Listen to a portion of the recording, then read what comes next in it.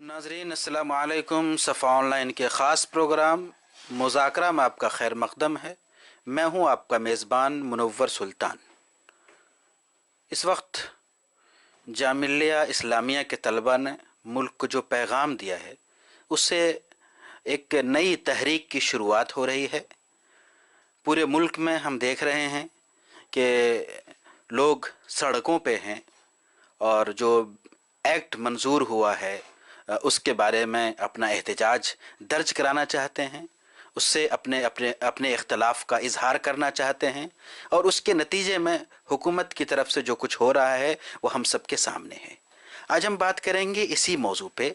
ज़रूरत इस बात की है कि इस मौजू पे ज़रा गहराई से सोचा जाए और देखा जाए कि जो कुछ हो रहा है ये अचानक नहीं हो रहा है, इसके पीछे बहुत से असबाब होंगे और ये जो एक नई तहरीक की शक्ल पैदा हो रही है ये क्या रुख इख्तियार करेगा, यहाँ से हमारा मुल्क किस जानिब मुड़ रहा है, क्या इसका डाइवर्जन यहाँ से हो रहा है, ये बहुत अहम मौजू है सोचने का, गौर व फिक्र करने का और समझने का। आज हम इस मौजू को समझेंगे एक इंतहाई अपने अहम मेहमान के साथ, जनाब अब्दुर्रशीद आगवान साहब, जो एक मिल्ली दानिश्वर हैं, बड़ी गहरी सोच व फिक्र रखते हैं, मिल्ली मसाइल पे सोचते रहते हैं। उनकी बहुत सी तहरीरें इन मौज़ूआत पे आ चुकी हैं उर्दू में और इंग्लिश में, जिससे अहले इल्म वाकिफ़ हैं। तो आज हम उनसे इस मौजू पे बात करेंगे और समझेंगे इसके बैकग्राउंड को भी और आइंदा क्या इम्कानात हैं उसको भी। सर, हमारे प्रोग्राम में आपका खैर मकदम है। सबसे पहले सर हम ये जानना चाहेंगे आपसे कि जो तलबा की तहरीक सामने आई, हमारा मुल्क बहुत से मसाइल से जूझ रहा था, किसी में हिम्मत नहीं थी बोलने की, अगर सही बात कही जाए तो। अचानक ये चीज़ सामने आई जिसकी उम्मीद नहीं थी, लेकिन ये चीज़ सामने आई और उससे एक नया इम्कान पैदा होता दिख रहा है। तो मैं सबसे पहले आपसे ये जानना चाहूँगा सर कि आप इसको क्या एक नई शुरुआत के तौर पे समझ। देखिए, जामिया मिलिया इस्लामिया में तलबा ने जो कैब के सिलसिले में एक तहरीक शुरू की थी और अपने जो उसके ख़िलाफ़ जो उनकी राय थी उसको दर्ज कराने की उन्होंने कोशिश की थी। और जामिया मिलिया इस्लामिया एक ऐसी यूनिवर्सिटी है जो हमेशा कौमी मसाइल और कौमी तहरीकात से जुड़ी रही है। और हम तारीख़ में जानते हैं कि जामिया मिलिया इस्लामिया शायद पहली वाहिद यूनिवर्सिटी है जो आवाम के पैसे से और जंग आज़ादी के जो रहनुमा थे उनकी मशवरे से और उनकी रहनुमाई में यूनिवर्सिटी कायम हुई। और इसके अलावा जामिया मिलिया इस्लामिया के तलबा ने 1928 में जो बरदौली आंदोलन कहलाता है, जिसमें पटेल पहली बार हीरो बने थे, उस आंदोलन में यहाँ से करीब 300 तलबा और टीचर्स उस आंदोलन में गए थे। डांडी यात्रा का जो 1930 का गांधी जी की जो डांडी यात्रा मशहूर है तारीख़ में, सत्याग्रह जो किया था उन्होंने वहाँ पर, नमक सत्याग्रह, उसमें भी यहाँ से बड़ी तादाद में लोगों ने पार्टिसिपेट किया, हिस्सा लिया। इसी तरह 1947 में दिल्ली में जब फ़िरकावाराना माहौल बना हुआ था, उस माहौल में जो पाकिस्तान से यहाँ के शरणार्थी बस रहे थे, यानी कैंपों में रह रहे थे, जिसमें हुमायूं के मकबरे में एक बड़ा कैंप था, कालकाजी में कैंप थे, उसमें यहाँ के तलबा ने जाके लोगों को खाना खिलाया। करोल बाग में जहाँ पर जामिया का पुराना कैंपस था, वहाँ स्कूल चलता था, उसमें जिन लोगों ने जो पंजाब से आए थे, पाकिस्तान से आए थे, यानी उन लोग बसे हुए थे, उन लोगों ने, उनको गुस्सा था तकसीम का या जो नुकसानात उनके हुआ, तो उन्होंने उस इमारत को जला दिया, नुकसान किया। लेकिन यहाँ के तलबा ने जाके उनके बच्चों को पढ़ाया। तो ये एक जामिया मिलिया इस्लामिया की एक तारीख़ है जिसमें वो फ़िरकावाराना ताकतों के ख़िलाफ़ हमेशा खड़े रहे हैं और उनको शिकस्त देने की कोशिश की है। तो ये भी जो एक आंदोलन है अचानक सामने आता है और उसकी वजह से एक लोगों को हौसला मिला। सियासतदान चुप थे, मुस्लिम तंजीमें तो चुप थी, सिविल सोसाइटी भी तकरीबन खामोश थी, यानी राय लोगों की आ रही थी, मीडिया में मुख्तलिफ आ रही थी, लेकिन कोई अवामी तहरीक नहीं थी। तो यहाँ से एक अवामी तहरीक उठ खड़ी हुई है और बड़े पुरअमन तरीके से वो तलबा इस तहरीक को चला रहे हैं। और اس کی مثال لے کر لوگ جو ہے اور جگہ پر بھی آندولن اس وقت کر رہے تحریک کا ذکر کیا ہے، تحریک کا نام دیا کہ ایک تحریک شروع ہو گئی ہے، اور واقعی لگ رہا ہے کہ پورے ملک میں ایک تحریک شروع ہو گئی ہے. لیکن سر جو تحریک کی اگر ہم بات کریں تو یہاں پہ ہم دیکھ رہے ہیں کہ یہ طلبہ ہیں، ظاہر سی بات ہے ان کو پڑھنا ہے. یہ وہ چند دن، 2-4 دن، 10 دن جو بھی ہو سکتا ہے وہ یہ کام کر سکتے ہیں، لیکن تحریک کے لیے لیڈرشپ کی ضرورت ہے. اور اگر پورے ملک میں تحریک چلانا ہو، ملک گیر تحریک پہ، ملک گیر لیول پہ تحریک چلانا ہو، تو ظاہر سی بات ہے جب تک اس ٹائپ کے لیڈر نہیں ہوں گے تو یہ تحریک آگے نہیں بڑھ سکتی ہے. آپ اس کو کس انداز سے دیکھتے ہیں؟ یہ صحیح بات ہے کہ طلبہ تحریکیں جو ہے جب تک ان کے ساتھ جو ہے سینئر لیڈرز اور سب نہ ہوں تب تک وہ کامیاب نہیں ہو سکتی ہے. جیسے جے پرکاش نارائن کے آندولن میں ہم دیکھیں کہ شروع میں طلبہ نے اس وقت آندولن شروع کیا تھا، پھر جے پرکاش نارائن کی سرپرستی ملی تو آندولن نے ایک رخ لیا. اسی طرح سے ہمیشہ ہوا ہے کہ طلبہ میں ایک جوش جذبہ ہوتا ہے، ان کو اپنا مستقبل ایک کو دیکھتے ہیں وہ کہ اس میں کیا نقصان ہو سکتا ہے ہمیں، اس لحاظ سے طلبہ تحریکیں کام کرتی ہیں. لیکن طلبہ تحریکوں کی سرپرستی ظاہر ہے کہ جو سنجیدہ تنظیمیں ہیں ان کو کرنی چاہیے. اور یہ دھیرے دھیرے ایک ماحول بن رہا ہے کہ جس میں جیسے ابھی ایک الائنس بنا ہے، سول سوسائٹی کا الائنس بنا ہے نیشنل لیول پر. اس طرح سے جے پرکاش نارائن کی بنائی ہوئی جو تنظیم ہے سٹیزنز فار ڈیموکریسی وہ ایکٹیو بھی ہیں، P U C L active بھی ہیں. اسی طرح ملک میں الگ الگ جگہوں پر لوگ تنظیم بنا کر اور فورم بنا کر، فرنٹس بنا کر اب کام کرنے لگے ہیں. تو یہ امید ہے کہ یعنی یہ طلبہ نے جو کچھ بھی اس کے لیے محنت کی ہے اور ایک رخ دیا ہے، ایک امید پیدا کی ہے، تو اس کی وجہ سے پورے ملک میں اور یہ آواز پہنچے گی. ایک بڑا معاملہ یہ ہوا ہے کہ پولیس کی زیادتی کی وجہ سے بھی یہ معاملہ بہت مشہور ہو گیا، چونکہ طلبہ اس میں شامل نہیں تھے اور ایسا لگتا ہے کہ کچھ لوگوں نے شرارت کر کے بسیں جلائی اور اس کے نتیجے میں پولیس نے اپنی کارروائی کی. لیکن پولیس کی کارروائی میں بھی جذباتیت تھی کہ وہ جو مظاہرین اوکھلا موڑ سے بھاگے تھے ان کے پیچھے ان کو جانا چاہیے تھا، اس کے بجائے وہ لائبریری میں اور ہاسٹل میں گھسے. ان کو جو لوگ پڑھ رہے تھے بچے، اگلے دن ایگزام تھا، لا کے خاص لا کے اسٹوڈنٹس کی بڑی پٹائی ہوئی اس میں، لڑکے اور لڑکیوں کی. تو یہ صحیح نہیں ہوا اور اس سے غلط میسج پوری دنیا میں گیا اور اس کی وجہ سے پولیس کی بھی رسوائی ہوئی ہے، ملک کی بھی رسوائی ہوئی ہے. اور اس کی وجہ سے اس میں ایک جان آئی ہے، کیونکہ پورے دنیا میں ہر میں اس پہ بحث ہوئی ہے کہ کیا ہو رہا ہے، کیسے ہو رہا ہے. ایک پرامن آواز کو دبانے کی کوشش ہو رہی ہے. یہ سب بحثیں اٹھی اور اس کے نتیجے میں اس میں سب کی توجہ گئی. اور اب امید ہے کہ جو شہری حقوق کی جو بات ہے اور شہری حقوق برابر یعنی سمان ناگرک ادھیکار، جو مساواتی شہری حقوق کی جو تحریک ہے یہ پورے ملک میں اب پھیل چکی ہے. اور اس کی وجہ سے سرکار سے امید ہے کہ وہ جو قانون انہوں نے بنایا جو فرقہ پرستی کو پھیلاتا ہے، اور اس سے پہلے ملک میں جب بھی اس طرح کے قانون بنے ہیں لوگوں نے اس کی مخالفت کی ہے، ان کو کئی بار واپس لینا پڑا ہے. تو امید ہے کہ سرکار اس پر نظرثانی کرے گی. سر اس وقت ہم جو دیکھ رہے ہیں کہ اس کا آغاز، اگر اس کو ہم تحریک مانتے ہیں تو اس تحریک کا آغاز طلبہ سے ہوا. جامعہ ملیہ JNU یہاں سے اس کا آغاز ہوا. اب یہاں پہ ہمیں 2-3 طرح کی چیزیں نظر آ رہی ہیں. ایک تو ملک کے بیشتر حصوں میں جو یونیورسٹی کے طلبہ ہیں اور بعض بڑے مدرسے کے طلبہ ہیں انہوں نے احتجاج درج کیا، نمبر 1. نمبر 2 ہم یہ دیکھ رہے ہیں یہاں پہ کہ جو سماجی تنظیمیں ہیں، سوشل ایکٹیوسٹ ہیں، وہ لوگ سامنے آئے. اور نمبر 3 ہم یہ بھی دیکھ رہے ہیں کہ جو سیاسی پارٹیاں ہیں کچھ وہ بھی سامنے آ چکی ہیں. اب یہاں پہ ان تینوں کے مقاصد الگ الگ ہو سکتے ہیں، ظاہر سی بات ہے. اور ان تینوں کے ساتھ یہ تحریک اگر آگے بڑھتی ہے تو آپ کو کیا لگتا ہے یہ تحریک کیا رخ اختیار کرے گی؟ تو ابھی تو چونکہ تحریک کے لیے تو قیادت اور نظریہ ہونا بہت ضروری ہوتا ہے. تو ابھی تو سب یعنی سمجھیے کہ ابھی بہت کو واضح نہیں ہے. صرف ایک یہ ہے کہ احتجاج درج کرنا ہے. تو ہر جگہ لوگ احتجاج درج کر رہے ہیں، بغیر لیڈر کے درج کر رہے ہیں. عوام جمع ہوتے ہیں اور وہ ایک جلوس کی شکل میں چلتے ہیں، ایک جگہ سے دوسری جگہ پہنچتے ہیں. ابھی سلسلہ اتنا ہی ہے. ابھی اس کو تحریک بننا یا رخ لینا کا مرحلہ بھی نہیں آیا ہے.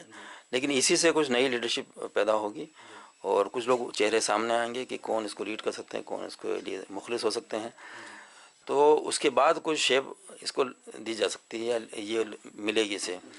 تو اس میں ایسے لوگ جو کہ غلط مقاصد سے یا ان کے موٹیو سے الگ ہو سکتے ہیں، وہ بھی اس میں حصہ لے سکتے ہیں. لیکن لوگ جو شروع میں جو لوگ سامنے آ جاتے ہیں تو عام طور پر لوگ ان کو اہم سمجھتے ہیں اور ان کے حساب سے لوگ چلنا چاہیں گے. تو امید یہی ہے کہ یہ پورے ملک میں جو پرامن احتجاج ہے وہ پرامن رہے. لوگوں کو چاہیے کہ اس میں تشدد نہ ہو، اور اس کو ختم کرنے کے لیے مختلف حربے استعمال کیے جا سکتے ہیں، ان پر غور کریں اور ان سے بچنے کی تدابیر کریں، لیکن پرامن طریقے سے اپنا ایک احتجاج جو کہ سنویدھان میں ایک بنیادی بدلاؤ کی اس سے ہوگا کہ سنویدھان کی بنیاد ایک جو ہے فرقہ وارانہ اصول پر ہوگی. اس کے خلاف جو مہم ہے وہ مہم جو ہے جاری رہنی چاہیے. سر، ہم آپ سے یہ بھی جاننا چاہیں گے کہ ابھی جو ٹاپک ہے وہ ہے سی اے اے، شہریت ترمیمی بل یا ایکٹ جو بھی ہے، اس پہ یہ سارا ایشو ہے. لیکن ایک اہم چیز جو ہم یہاں پہ محسوس کر رہے ہیں بلکہ دیکھ رہے ہیں وہ یہ کہ اس ٹاپک کے تناظر میں اب آر ایس ایس، ہندو راشٹر اور ہندوتوا، یہ سارے موضوعات کہیں نہ کہیں آ رہے ہیں اور لوگ ان چیزوں سے واقف ہو رہے ہیں کہ اصل اس کے پیچھے چہرہ کیا ہے. تو یہ جو صورتحال ہے اس کو آپ کس نظر سے دیکھتے ہیں؟ دیکھیے، سب سے پہلے تو این آر سی آئی، این آر سی آسام کے لیے لائی گئی. اس کے بعد این آر سی کی ضرورت کیوں پڑی کہ 1978 میں وہاں پر اسمبلی کے چناؤ ہوئے آسام میں، اور اس میں پہلی بار یہ ہوا کہ جو بنگالی بولنے والے جو ایم ایل اے تھے ان کی تعداد وہاں بڑھ گئی، مسلم ایم ایل اے کی تعداد بھی بڑھ گئی. ان دونوں وجہ سے وہاں پر لوگوں کو یہ احساس ہوا کہ جو آسامی بولنے والے لوگ ہیں ان کی جو سیاسی طاقت جو ہے وہ کمزور ہو رہی ہے. تو وہاں پر آسام کے طلباء تحریک نے، آسام یونیورسٹی کے جو اسٹوڈنٹس ہیں انہوں نے تحریک چلائی 1978 میں. لیکن ان کی جو تحریک تھی وہ کمنل نہیں تھی، بلکہ ان کی تحریک جو تھی وہ اپنی کلچر کو بچانے کے لیے تھی. اور وہ آج بھی آسام میں این آر سی آنے کے بعد بھی وہ سمجھتے ہیں کہ ہمارے ساتھ دھوکہ ہوا ہے. اور 1985 کا جو سمجھوتا ہوا تھا آسام اکارڈ، اس میں کہیں نہ کہیں گڑبڑ ہوئی. تو این آر سی اس لیے لائی گئی تھی کہ جو بنگالی وہاں رہتے ہیں ان میں سے جو بنگلہ دیش سے 1971 کی وار کے بعد آئے ہیں ان کی شناخت ہو سکے. اور بہت سے لوگوں کو انہوں نے، جن کے پاس ڈاکومنٹ نہیں تھے، ڈی ووٹر کر دیا تھا. اور پھر این آر سی لائی گئی. این آر سی کے ذریعے سے یہ تھا کہ وہ اپنے سٹیزن شپ کو ثابت کریں اور اس کے لحاظ سے وہ وہاں پر شہریت ان کو دیے جائیں. اس میں ہوا یہ کہ جو سرکار بی جے پی کی سرکار وہاں پر ہے اس کی امید سے الٹا اس کا رزلٹ نکلا کہ اس میں مسلمان بہت کم آئے، ہندو زیادہ پھنس گئے. تو ظاہر ہے کہ ان کے بچانے کے لیے یہ جو لایا گیا ہے سٹیزن شپ امینڈمنٹ ایکٹ جو لایا گیا ہے، جسے کا کہتے ہیں سی اے اے، یہ ان کو بچانے کے لیے لایا گیا ہے کہ جو 15-16 لاکھ ہندو اس میں آ گئے ہیں، زد میں آ گئے ہیں. اور اس کی وجہ سے بنگال میں اور بنگالی بولنے والوں میں ایک بڑا احتجاج ہے. تو کا اس کے لیے پھر کا کی مخالفت جو ہے آسام کے لوگ کرنے لگے. آسامی نہیں بلکہ 7 اسٹیٹ کے لوگ کرنے لگے.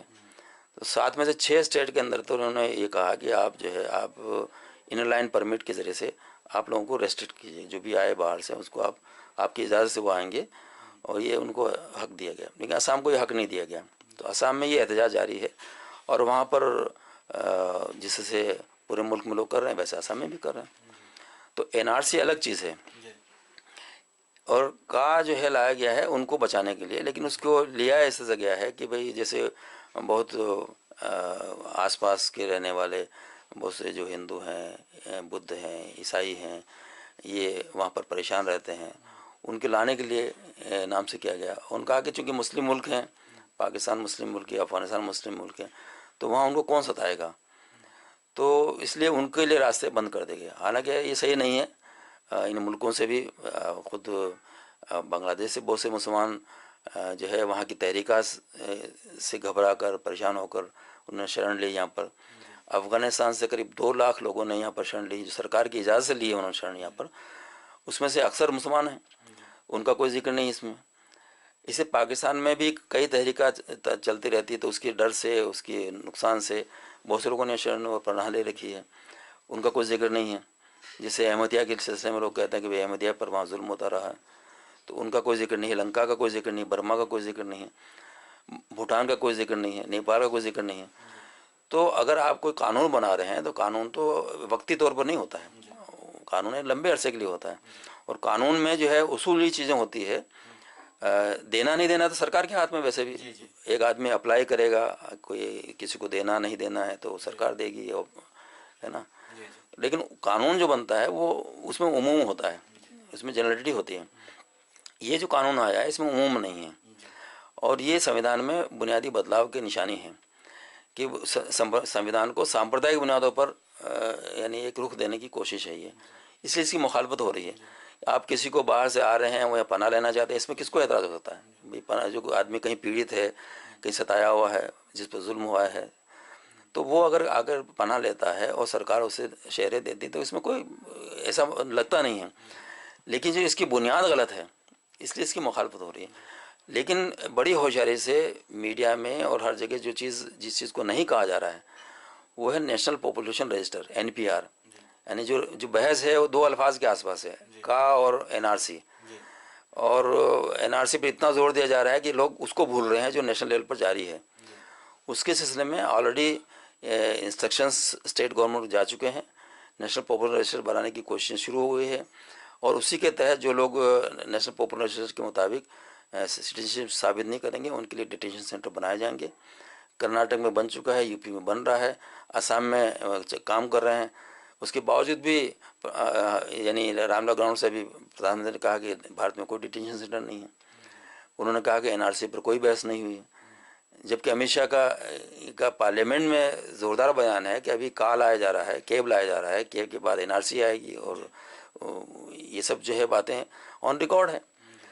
تو یہ سمجھ میں نہیں آتا کہ یہ سب جو بات ہے صاف ستھری بات ہو، صاف ستھرا قانون ہو، اور اس میں سمانتا ہو۔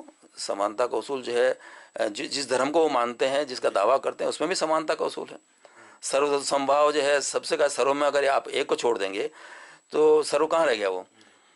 تو جو بھارت کا جو آتما ہے اور بھارت کا جو اصول ہے، بھارت کا جو سیکولر نظام ہے وہ بہت اہم ہے، یہاں کے ہر شہری کے لیے اہم ہے۔ اور بات یہ نہیں ہے کہ اس میں مسلمانوں کو شہریت ملے گی نہیں ملے گی، کیونکہ اس میں سے بنگلہ دیشی تو نہیں مسلمان زیادہ، بنگلہ دیشیوں کی تعداد اگر ہوگی تو تھوڑی سی ہوگی، اور وہ بھی اصل تو بھارت ہی کی دعوت پر ہے، ان کی اجازت سے آئے ہوں گے۔ بارڈر پر ہماری فوجیں ہیں، اگر یہ کہتے ہیں کہ کروڑوں لوگ آ گئے تو ہماری فوجیں کیا کر رہی ہیں؟ یہ فوجوں پر ایک الزام ہے کہ بارڈر پر جو فورس پڑی ہوئی ہے اس نے نظر انداز کیا، ان کو آنے دیا۔ تو اصل اگر دیکھا جائے تو یہ بھارت کی فوجوں کے خلاف ایک الزام ہے۔ اس وقت اگر ہم مسلمانوں کی بات کریں تو اس پورے منظر نامے میں مسلمانوں کے ہاں اگر موٹے انداز میں دیکھیں تو 2 طرح کی فکر کام کر رہی ہے۔ ایک تو ایک بڑا طبقہ وہ ہے جن کا یہ ہے کہ ہمیں احتجاج کرنا چاہیے اور غیر مسلموں کے ساتھ مل کے احتجاج ہمیں درج کرانا چاہیے۔ دوسرا ایک طبقہ وہ بھی ہے جو یہ محسوس کر رہے ہیں کہ احتجاج سے حاصل کیا ہے۔ گورنمنٹ فل پاور میں ہوتی ہے، گورنمنٹ جو چاہتی ہے کرتی ہے، ہم اختلاف درج کرائیں جو بھی کرائیں، ان کو جو کرنا ہے وہ کرتی ہے، تو کیوں نہ ہم جو ہمارے کاغذات کا مسئلہ ہے کاغذات کو درست کروا لیں، اور احتجاج میں جانے سے کوئی خاص فائدہ نہیں ہے۔ تو ان دونوں جو سوچ کے 2 رخ ہیں، اس تناظر میں آپ کیا کہنا چاہیں گے؟ نہیں، اسی احتجاج کے بعد بہت سے سرکار نے قدم اٹھائے ہیں، جیسے انہوں نے 6 اسٹیٹ کو انر لائن پرمٹ کی اجازت دی ہے، اور اس کا اثر ہوا ہے کہ بنگلہ دیش کو جو الزام لگایا تھا کہ بنگلہ دیشی ہندو یہاں آ رہے ہیں، بنگلہ دیش کی سرکار نے اس کا انکار کیا ہے۔ وہاں کے منسٹر یہاں دورہ کرنے والے تھے، انہوں نے دورہ کینسل کیا ہے۔ انہوں نے کہا کہ ہمارے یہاں جو ہے گروتھ ریٹ زیادہ ہے، ہم اکنامکلی مضبوط ہیں، یہاں کیوں آئے گا ہمارا شہری، یہاں کیوں آئے گا؟ اسی طرح سے جو جاپان کے پرائم منسٹر کے ساتھ بات ہونے والی تھی گوہاٹی میں، وہ کینسل ہوئی ہے۔ پوری دنیا میں اس پر بات ہوئی ہے۔ آرگنائزیشن آف اسلامک کوآپریشن جو ہے، جو 57 مسلم ملکوں کا فرنٹ ہے، اس نے ابھی بیان جاری کیا ہے کہ ان کو تشویش ہے بھارت میں کیا ہو رہا ہے۔ پوری دنیا کے جو یونیورسٹیاں ہیں وہاں پر اس سلسلے میں آواز اٹھائی جا رہی ہے۔ تو آندولن سے کچھ نہیں ہوتا ایسا نہیں ہے، بہت کچھ ہوتا ہے۔ ابھی جو یعنی ابھی مرحلہ اب سرکار کہنے لگی کہ اس میں غلط فہمی پائی جاتی ہے، ہم تو ایسا کچھ نہیں کرنے والے ہیں، پرائم منسٹر نے کہا کسی مسلمان کو کوئی نقصان نہیں ہوگا. تو یہ جو آواز ہے یہ دکھاتی ہے کہ خیال سے آندولنوں کیا کا اثر. احتجاج ہونا چاہیے یا کاغذات کی درستی پہ توجہ ہونی چاہیے؟ نہیں، کاغذات کی درستی تو ایک بہت بڑا مسئلہ ہے. اس میں پہلا جو کام ہے وہ یہ کہ کاغذات کی کوئی بات ہی نہ ہو، جو غلط قانون ہے اس پر احتجاج ہونا چاہیے. کاغذات کا جہاں تعلق ہے، چونکہ 70% سے بڑی آبادی جو ہے، قریب 70% کی سے بڑی آبادی جو ہے، اس کے پاس کوئی مناسب کاغذات بھی نہیں ملیں گے. وہ سب چونکہ جو ہے اس میں جو الجھیں گے تو ایک تو یہ کہ ان کو کئی سال لگ جائیں گے اس کام میں. دوسرا یہ ہوگا کہ ان کو بہت سا پیسہ خرچ کرنا پڑے گا کاغذات بنانے میں، رشوت دینے میں. سرکار کا بہت سا پیسہ خرچ ہوگا، کیونکہ ابھی ایسٹیمیٹ بنایا گیا کہ قریب 54,000 کروڑ روپے جو ہے صرف NPR کو لاگو کرنے کے لیے ہوگا. اس کے علاوہ ڈیٹینشن سینٹرز یا ایسے کچھ بنائیں گے اس پر بڑا. تو بھارت کی اکنومی ویسی تباہ میں ہے. بھائی آپ کو جن ودیشوں کو ڈھونڈنا ہے ڈھونڈیے، ہم آپ کے پاس انٹیلیجنس ہے، آپ کے پاس پولیس فورس ہے، جو اس سے کہ آبادیاں ہیں بنگلہ دیشی کو رہ رہے ہیں تو بنگلہ دیشی کو تلاش کیجیے، ان کی آبادیاں موجود ہیں، ان سے ڈاکومنٹ مانگیے. آپ نے پورے 1 ارب 30 کروڑ لوگوں کو ایک چھلنی میں پھنسا دیا ہے کہ ہر ایک آدمی ثابت کرے. تو اس میں تو بہت بڑا مسئلہ ہے. سر اگر احتجاج کی بات کریں تو اس وقت احتجاج پورے ملک میں تقریباً ہو رہے ہیں، مسلمانوں کے ساتھ غیر مسلم بھی ہیں، کہیں کہیں صرف مسلمان ہیں. یہاں پہ احتجاج جب کر رہے ہیں تو گورنمنٹ کی طرف سے ہم دیکھتے ہیں کہ جو صورتحال ہے وہ صحیح نہیں ہے، پولیس کا خاص طور پہ رویہ صحیح نہیں ہے، اور یہ بھی الزام ہے کہ احتجاج کرنے والے پتھر پھینکتے ہیں. دونوں طرح کی باتیں آ رہی ہیں. تو احتجاج ہم کس طرح کریں؟ اور خاص طور پہ ہم یہ دیکھ رہے ہیں کہ جہاں بھی احتجاج ہوتا ہے تو اس کے بعد وہاں دفعہ 144 لگ جاتی ہے، پھر احتجاج کرنے پہ ممانعت ہو جاتی ہے. تو اس صورتحال میں احتجاج کا بہتر طریقہ، اور ظاہر سی بات ہے یہ مسئلہ تھوڑا سا لمبا لگ رہا ہے، تو احتجاج کا کیا طریقہ اختیار کرنا چاہیے، اس بارے میں آپ کیا کہیں گے؟ دیکھیے، احتجاج پرامن ہونا چاہیے، اور سڑکوں پر نکلنا ہی احتجاج کا کوئی طریقہ نہیں ہے. اس کے بہت سے طریقے ہیں. پہلی چیز یہ کہ لوگوں کو معلوم ہو کہ یہ قانون کیا بن رہا ہے اور آنے والے وقت میں اس قانون کا کیا اثر ہوگا، یہاں کی آبادی پر کیا اثر ہوگا، یہاں کے طبقوں پر کیا اثر ہوگا، یہاں کی اکنومی پر کیا اثر ہوگا، یہاں کے جو رشتے ناتے ہیں ان پر کیا اثر ہوگا، بین الاقوامی جو صورتحال ہے اس میں کیا اثر ہوگا. اس سب پر لوگوں کی جانکاری میں اضافہ ہو، کیونکہ جتنی جانکاری میں اضافہ ہوگا اتنے ہی ان کے اندر جو ہے اس کو سمجھ کر اس پر احتجاج میں حصہ لینے میں ان کی طاقت بڑھے گی. تو یہ صرف 1-2 دن میں سڑکوں پر نکل جانے سے احتجاج نہیں ہوگا، اور خاص طور سے جب بھیڑ جمع ہوتی ہے تو بھیڑ میں کوئی بھی آدمی گھس جاتا ہے اور اس کو نقصان کرتا ہے. پتھر کوئی بھی پھینک سکتا ہے، اور ہم نے جب بھی پبلک موومنٹ ایسے چلے ہیں دیکھا ہے کہ لوگ گھستے ہیں باقاعدہ اور وہ پتھر پھینکتے ہیں، اور ان پتھروں کی آڑ میں پھر پولیس کارروائی کرتی ہے. ابھی بہت سے جو ویڈیوز آئے ہیں اس میں پولیس خود پتھر پھینک رہی ہے. دلی کے اندر جو ہے پولیس نے باقاعدہ مکان پہ چڑھ کے جو ہے اینٹیں انہوں نے توڑی ہیں، بوروں میں بھر کے لے جا رہے ہیں. تو ظاہر ہے وہ بھی اپنی حفاظت کے لیے لے جاتے ہوں گے، لیکن یہ کہ پتھر پھینکنے کا جو عمل ہے وہ کہیں سے شروع ہوتا ہے. تو جو بھیڑ بھاڑ جگہ ہے وہاں پر ایسے والنٹیئرس آپ کے پاس اتنے ہونے چاہیے، تب آپ کوئی کال دیجیے. ابھی جو کال جس کی طرف سے ہو رہی ہے وہ کچھ نہیں ہے، وہ واٹس ایپ پر سوشل میڈیا پر ایک کال جاتی ہے، کس کی طرف سے نہیں معلوم ہے، کس تنظیم کی طرف سے نہیں معلوم ہے. لوگ اپنے جو 5-7 سال کا غصہ ہے نئی سرکار سے، اس کو نکالنے کے لیے سڑکوں پر نکل پرامن طریقے سے پورا ہونا چاہیے. جی، تو آپ کے خیال سے سر احتجاج کی ضرورت ہے اور ایک منظم احتجاج کی ضرورت ہے؟ جی، اس میں آپ میٹنگز کر کے، پبلک میٹنگ کر کے، اور پیمفلیٹ بانٹ کر، اور آپ پھولوں کے تحفہ دے کر غیر مسلم بھائیوں کو جو ہم سے ناراض ہوں. اسی طرح سے کینڈل مارچ کر کے، گھروں کے آگے کینڈل لگا کر، مسجدوں کے باہر کینڈل لگا کر، پبلک پلیس اسکول اور کالجز کے آگے کینڈل لگا کر پرامن طریقے سے بھی احتجاج کیا جا سکتا ہے. सर आखिरी सवाल एक बड़ा मौजू इस पूरे एहतजाज के साथ ये भी रहा कि जो मुसलमानों के टॉप के लीडर हैं, चाहे वो दीनी एतबार से देखें चाहे हम पॉलिटिकल में देखें, तो ये लोग इसमें कहीं नज़र नहीं आए। तो जो एहतजाज करने वाले नौजवान हैं, तलबा हैं, उनके जहनों में ये सवाल बड़ा गर्दिश कर रहा है कि हमारे कायदीन कहाँ हैं, जिसको हम कायद कायद कहते हुए हमारा मुंह नहीं थकता है। वो हमारे कायदीन इस पूरे मंजरनामे में कहीं नहीं है। एक बहुत बड़ा इल्ज़ाम है। आप इसको किस अंदाज से देखते हैं? नहीं, ज़ाहिर है कि पिछले कुछ सालों से हम देखते हैं कि जो मसले सामने आए तो हमारे कायदीन ने जिससे उसको टेकल किया, जैसे 3 तलाक का मसला आया था, अयोध्या का मसला आया, ऐसे कई मसले आए हैं। इसमें लोगों की तशवीश थी, तशवीश पर जिससे उनकी रहनुमाई होनी चाहिए थी, वो रहनुमाई नहीं हुई, ये बात सामने है। और इस मसले में ख़ास तौर से जो उठा है अब ये शहरियत का जो मसला उठा है, इस सिलसिले में भी एक बड़ी खामोशी रही लंबे अरसे तक। और बयानों के अलावा लोग क्या करें इस पर कोई चाहे यही कहता है वो कि डॉक्यूमेंट बनाएं, यही कहते हैं, लेकिन ऐसा कुछ नहीं हुआ। तो उनकी तरफ से रहनुमाई होनी चाहिए थी। लेकिन एक बड़ी वजह ये भी रही कि कन्फ्यूज़न उनको भी था कि क्या रोक लेगा, क्या है क्या नहीं है। NRC में जो लोग असम गए थे उनको थोड़ा सा तशवीश थी कि जो असम के हालात है पूरे मुल्क में न हो जाएं। लेकिन बाकी लोगों को बहुत ज़्यादा एहसास नहीं था कि इसका क्या नतीजा आ सकता है।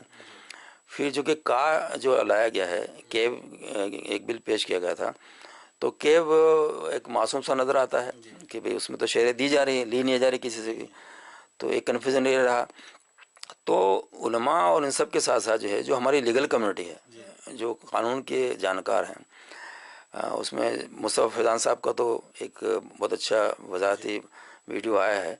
लेकिन आमतौर पर जो है इस सिलसिले में कानून के जो माहिरीन हैं उनके साथ उलमा को, तंजीमों को बैठना चाहिए और कानूनी तौर पर इस लड़ाई को लड़ने की कोशिश करनी चाहिए। तो कई कन्फ्यूज़न का जिक्र कर रहे हैं, तो अगर टॉप के लीडर कायदीन को कन्फ्यूज़न हो और वो इंतज़ार करें कि एक हफ्ते के बाद कुछ हम सोचेंगे, तब तो जाहिर सी बात तो क्या से क्या हो जाएगा। तो ऐसे कायदीन से क्या होगा?